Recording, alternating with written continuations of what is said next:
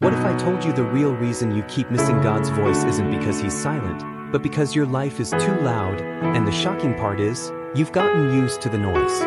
You've been praying for answers, direction, peace, but deep down, you know there's a disconnect, a strange silence in the moments you needed clarity the most. The truth is, God has been speaking all along, but distractions have drowned him out.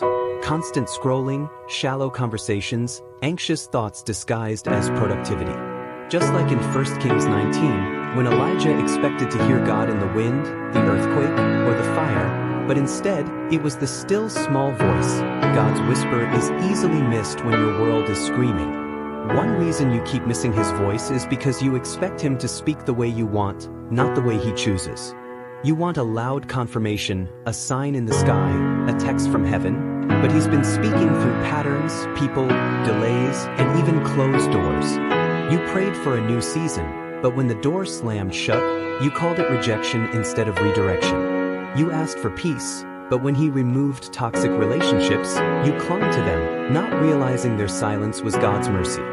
You see, one of the most hidden ways we miss God's voice is by assuming he'll sound like comfort when sometimes he speaks through discomfort, pruning, conviction, and even absence.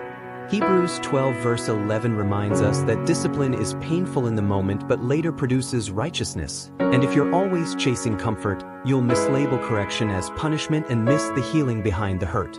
Another shocking reason is that you only seek his voice in crisis, not in communion. You reach out when the pain hits, but ignore him in the mundane. And just like any relationship, communication dies where consistency doesn't exist. God doesn't just speak through emergencies. He speaks in everyday obedience, in waking up early to pray when you'd rather sleep, in turning off Netflix to sit in stillness, in opening your Bible instead of opening your phone.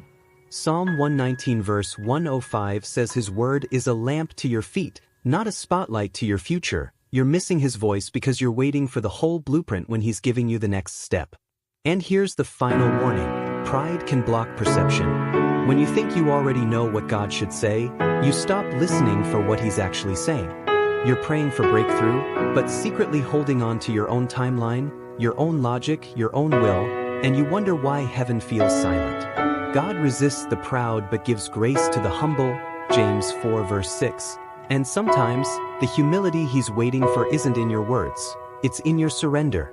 If you really want to hear him, you need to silence what competes, let go of the noise you've normalized, and position your heart to listen without conditions. His voice isn't hiding, it's holy, and it's waiting for those who are still enough to notice.